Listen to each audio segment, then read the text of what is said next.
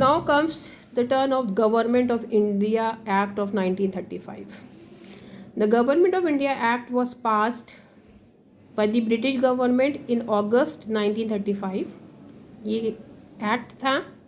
It was the longest act of that time. वो अपने time का सबसे लॉन्ग एक्ट था.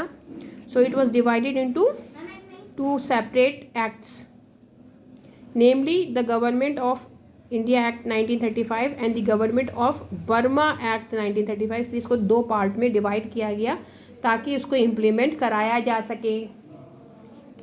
According to this act, India would become a federation if 50% of Indian states decided to join it. अगर आप 50% India में उस वक्त जितने भी स्टेट्स थे उसमें से अगर 50% अग्री करेंगे तो इंडिया एक फेडरेशन स्टेट बना दिया जाएगा. They would then have a large number of representatives in the two houses of the central legislature. However, the provision with regard to the federation was not implemented. The act made no reference even to granting dominant status, much less independence to India.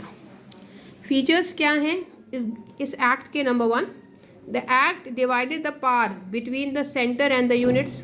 Centre government और units मतलब एक पूरा powerful government structure और उसके बाद जो उसके provinces हैं उसका.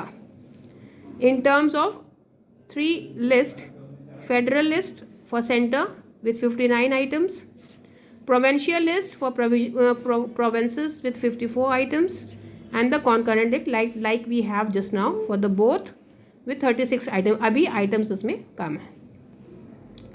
The residuary powers were given to the viceroy. Viceroy के पास रेसिड्यूअरी पावर्स थे.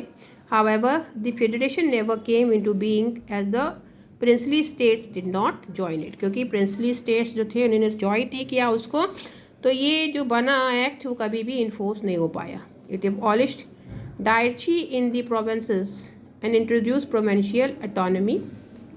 diarchy ऑटोक्रेसी इसमें क्या हुई? ख़त्म हुई, abolish हुई और provincial autonomy बनी, provincial states बने. Its place, moreover, the act introduced responsible government in provinces. That is, the governor was required to act with the advice of ministers. जो governor काम करेगा वो ministers की advice लेके काम करेगा. Responsible to the provincial legislature और legislature के लिए provincial legislature के लिए responsible रहेगा. It provided for the adoption of diarchy at the center. यानी वो जो सेंटर गवर्नमेंट और diarchy रहेगी वो मोनोपोली यूनाइटेड रहेगी. कॉन्सिक्वेंटली इसका रिजल्ट क्या हुआ? The federal subjects were divided into reserve subject and transfer subject. इसीलिए रिजर्व सब्जेक्ट और ट्रांसफर सब्जेक्ट की तरह स्टेट सब्जेक्ट डिवाइड हो गए. However the province of the act did not come into operation at all. हालांकि ये कुछ भी चीज़ें इम्प्लीमेंट नहीं हुई जितनी भी हम आपको बता रहे हैं. It introduce by cameralism in 6 out of the 11 province. 11 provinces total थे, उसमें से 6 में क्या हो गई? बाई कैमरल लेजिस्लेचर बन गई, 2 हाउस वाली.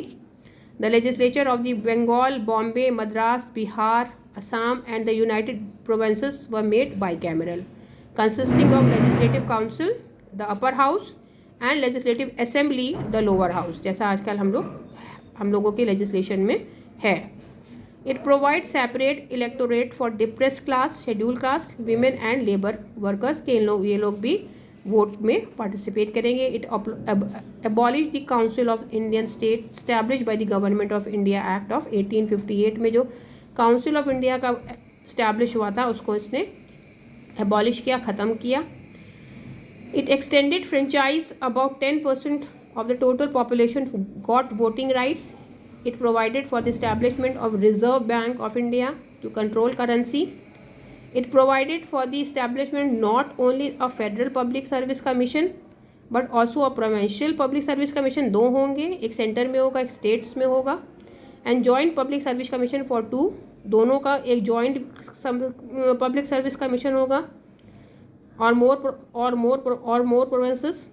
It provided for the establishment of Federal Court set up in 1937. और जो कोड होगी वो फेडरल कोड होगी जो बनाई जाएगी ताकि लॉज को सब लोग इम्प्लीमेंट कर सकें 1937 में. इतना इसका क्या है, ये सारे फीचर्स हैं गवर्नमेंट ऑफ इंडिया एक्ट के.